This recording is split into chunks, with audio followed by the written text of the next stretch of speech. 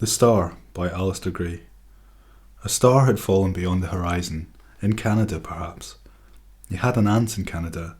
The second was nearer, just beyond the ironworks, so he was not surprised when the third fell into the backyard. A flash of gold light lit the walls of the enclosing tenements, and he heard a low musical chord. The light turned deep red and went out, and he knew that somewhere below a star was cooling in the night air. Turning from the window, he saw that no one else had noticed. At the table, his father, thoughtfully frowning, filled in a football coupon.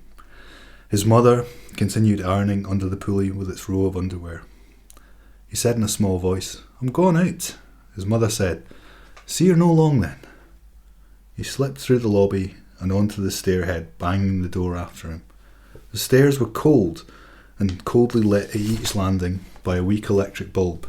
He hurried down 3 flights to the silent backyard and began hunting backward and forward, combing with his fingers in the lank grass around the base of the clothes pole. He found it on the midden on a decayed cabbage leaf.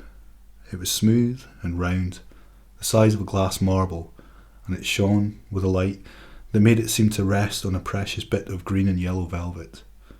He picked it up. It was warm and filled his cupped hand with a ruby glow. Back upstairs. That night he had a closer look.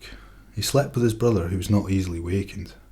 Wriggling carefully far down under the sheets, he opened his palm and gazed. The star shone white and blue, making the space around him like a cave in an iceberg. He brought it close to his eye, and its depth was a pattern of a snowflake, the grandest thing he'd ever seen. He looked through the flake's crystal lattice into an ocean of glittering blue-black waves under a sky full of huge galaxies. He heard a remote lulling sound, like the sound in a seashell, and fell asleep with a star safely clenched in his hand.